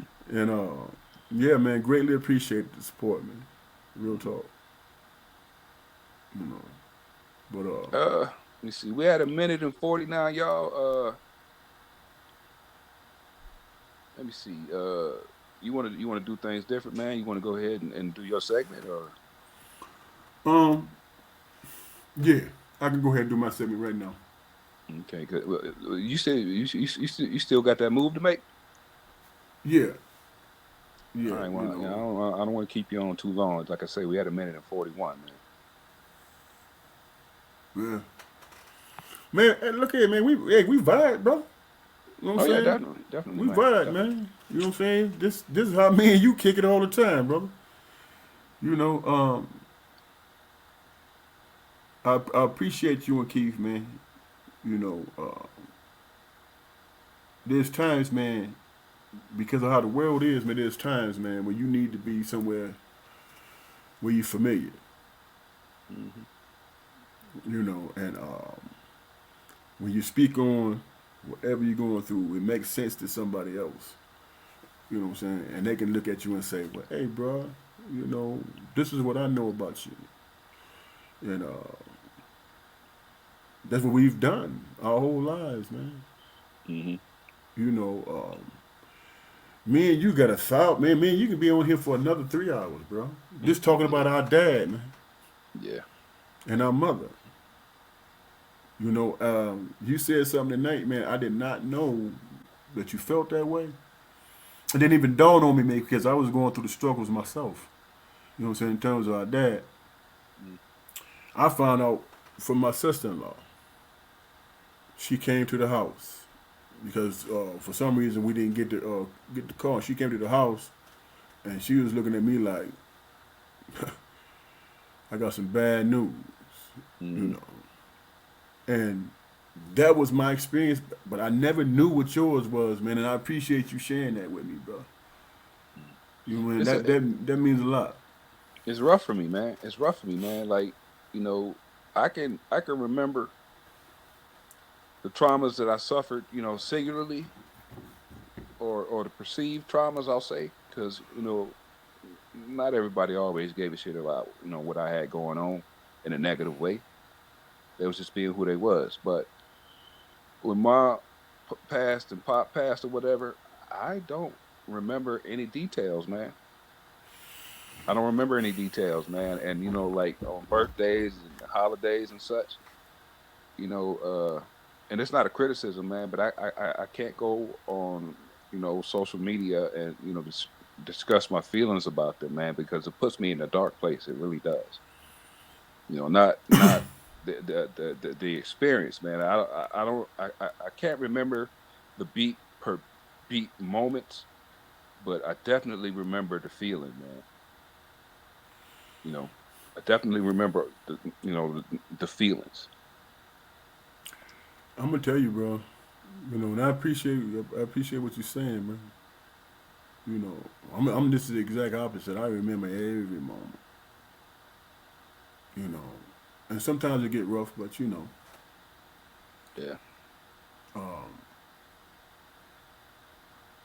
you have to persevere. You have to push through, man. You know. Yeah. I like to believe that's what I've been doing since their passing. But a lot of times, I just feel like I'm going through the motions on shit, on shit situations that I know that they could, talk me through.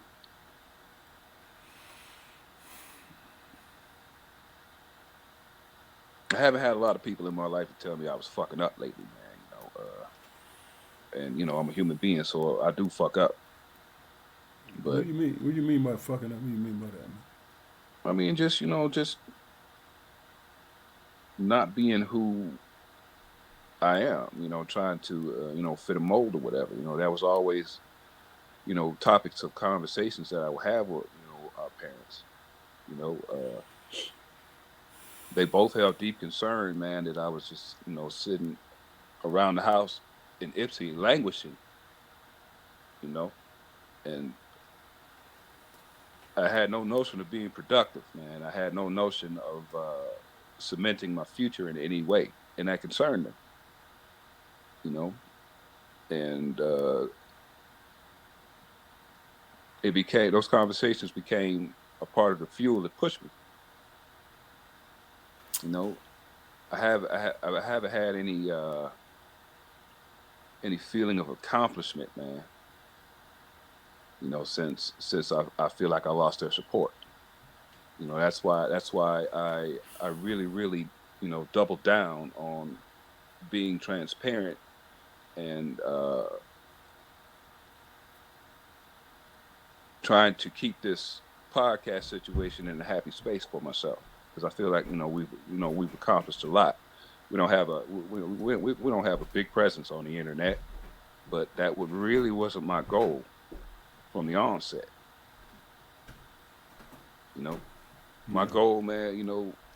My selfish personal goal, man, was to be able to express myself and talk in the space, man, and and Josh and shit, on the platform, man, and people get to know who I am because and it's effortless, man. It's really really effortless, man, because once they see me here and we're blessed enough to meet each other in person,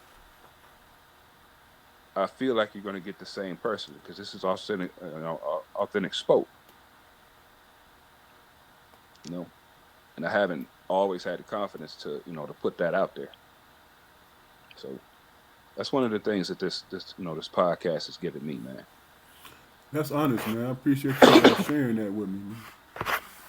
I will say this though. I mean, you need to let that burden go because I don't think that I've never saw you in that light. I've always saw you taking care of business, man. I always saw you taking care of business. I always saw you making sacrifices. I saw you put things on hold to make sure things were secure. And I, for one, appreciate that you did that, man. And that's I what think it. That's how I saw it. I do thank you for that, brother. Do thank you for that. I mean, Yeah. I wish during those times, man, and it's not even like a selfish statement, man, but I wish that during those times I was a little more. I wish I concentrated on me a little more because I always feel like I just feel like I've always been a late bloomer, man. I mean, shit, I didn't graduate from college till I was damn near 30. You know what I mean? I was living on college campus or whatever, and in my mid 20s, living a college life. You know what I mean? So certain things that I didn't involve myself in. I wasn't running around there with those young people, trying to trying to be their age or anything like that. I definitely knew what my position was, and I didn't take advantage of it, man. I mean, I definitely reaped a lot of benefits from it, man. So I had the sentiment that if I was to, exploit every opportunity or whatever, man, then I'd be doing wrong. So college for me, man, was a place that I was able to establish and concrete my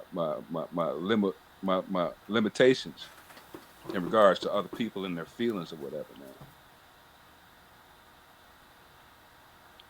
And not that that didn't exist in me before, but college was a space for me, man, to that I could say, well, this is the kind of dude I am, and in the meantime, I could be developing that dude. You know what I mean? You don't think you did that, man? Once you left Eastern, man, and you went on the grind.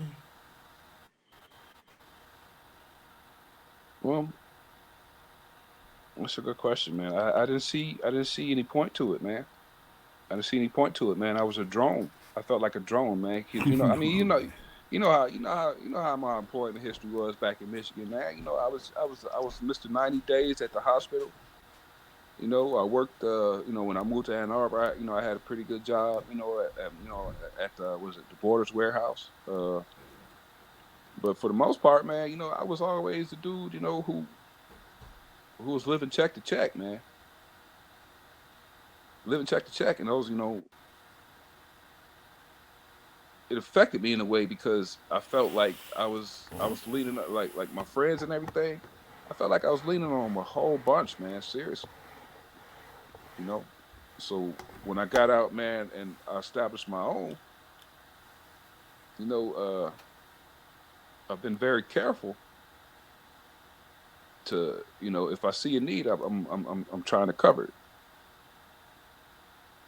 You know what I mean? If I see something, that's deficient, and we talk about it, you know, tell me what you need. If I can't give you the whole thing, if I can't, participate fully, then you got my support. You know, that's the man I'm trying to be. I'm trying to be a facilitator. Okay, so you have aspirations, but in the beginning, you was to me, my perception was you was that responsible person. No matter how you choose to look at it in your own personal experience, I mean, I can't speak on that, but what I saw from the outside, man, you was taking care of business, man. As far as To response, to the point where I was like, well, he there, now I can be comfortable, and you was consistent with that. You understand what I I'm saying? appreciate that. Yeah, I appreciate that, man. But I mean, it was, responsible. I wouldn't say responsible, man. I was responsible enough to show up. Bro. Growing up in Ipsy, man. That became instilled in me, man. Because it wasn't guaranteed to be a good time. Every time I showed up, to school or events or whatever, man. Because I always see myself working from a deficit. You know, and that It's really very wasn't the case. It really wasn't the case, man. But I needed years to see that. And I'm proud of that development. yeah. You should be proud of it from the start to where you at now because man, it wasn't a lot of brothers man who could have did what you did. Man, there's a lot of brothers who did. You know, I can't speak to them. I only can speak to my brother man and what I saw, and I appreciated it. You know what I'm saying? And when it was time for you to leave, what did you do? Graduated what? Summa cum laude or some shit? yeah, You know what I'm saying? it was Did your fun, man. thing. It was definitely fun, man. And I miss Right. it. I miss the stage, man. I do. I miss the stage, man. I wish it was a way I could get the recordings or whatever because we recorded all the plays or whatever I was in, and they are like in the archives at my school, but I don't really know the process to get them. So I just talk about them with fondness now. You call them. Say, hey man, I need these.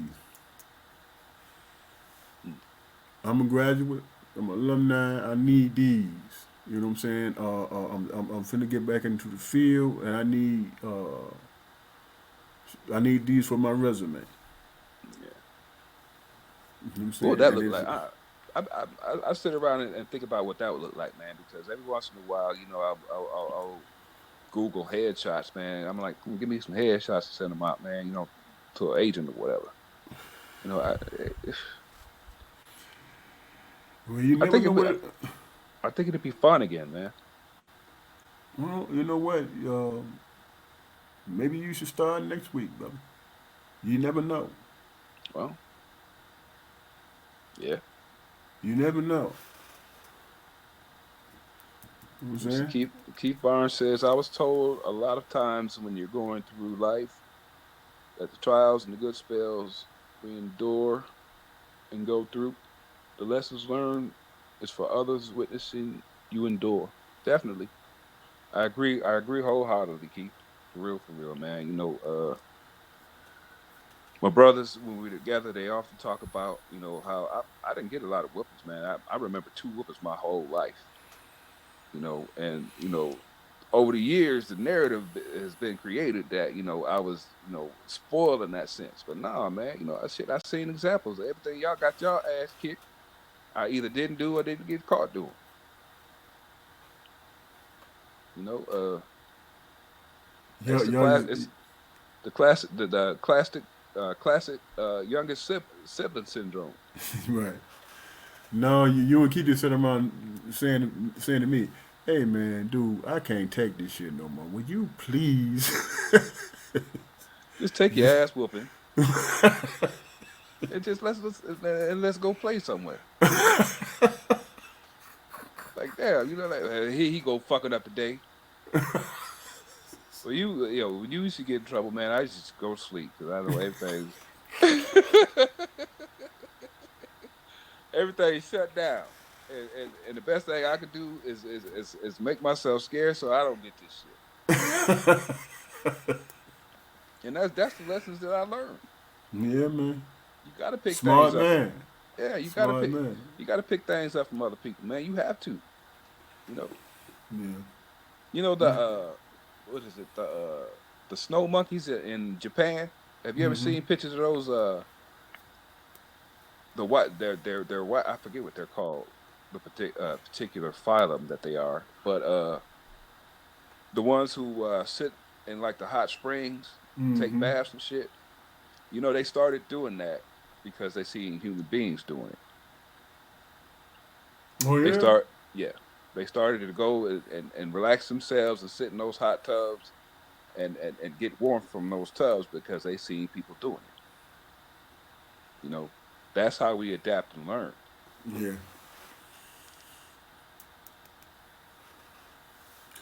Well, yeah, bro. We can go on all night long, brother. You Yeah, know how we do. yeah. You know. And I'm gonna go ahead and feed my wife, man. Hmm. And when I get back, man, if you up, I'm gonna call you back, man, so we can talk about the next joint we do. All right, You know what I'm all saying? right. You gonna be up? Yeah, I'll be up for a little while, man. Shit. I done got the doggone Armstrong and insomnia, man. With that 4 hours of sleep? If that, if that, man. Sometimes I don't even go to sleep, man. Yeah. I I'm know like, the damn, feeling, man. man. How in the world did God put two people together who both would go on to suffer insomnia and pass it down to all their kids? I don't know, man. I wake up at 3:30 every goddamn day. I'll be like, damn, Yeah. At 3:30, man. Me too. yeah. And all I So, can think of, I heard it's a biblical thing, man. When you wake up that night, you get on your knees and pray because God is trying to tell you something.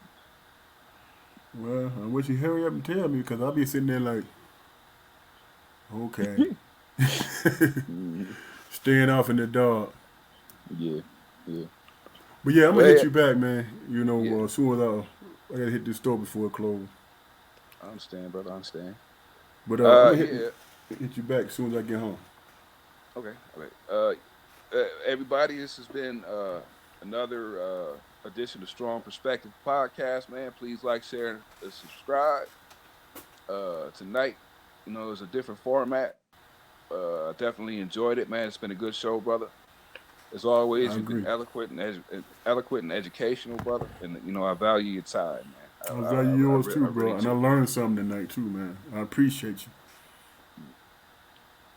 And before we leave, man, you think you might want to plug your upcoming, or how you want to do that? We still in the process or whatever. The next one I'm gonna come out and let everybody know what's happening. Okay, You know. okay. Well, good folks. Everybody, let me check the comments real quick before you go. Aunt Liz, love you. I want to see you. And we're gonna plan that out. Sister girl, Benita Armstrong, thank you for the love. Nisa Gal, Morgan Armstrong. Uh, yeah, keep doing your thing. Uh, Keith Barnes, it's always a pleasure, brother. Always a pleasure. Kibo, we missed you this time, man. But definitely look forward to being on screen with you again. Edgar, you think, hey man, you dropped some powerful jewels, brother. Powerful jewels. I definitely appreciate the participation, and I look forward to more. Like, share, and subscribe us, man. Uh, Show's gonna be ready, I guess, later on this evening. My brother Keith, is going to upload it. It's going to be on YouTube. Uh, Check us out. Check us out. You know, and I tell you what, man. Also, give me some pointers. Give me some pointers, man. I'm not above that. Give me some criticisms. I have a performance background, so I can take the criticism. Let me hear. Uh, Brother man, I'm gonna catch you later. Okay. This has been Strong Perspectives. Like, share, subscribe. I bid you peace. Peace.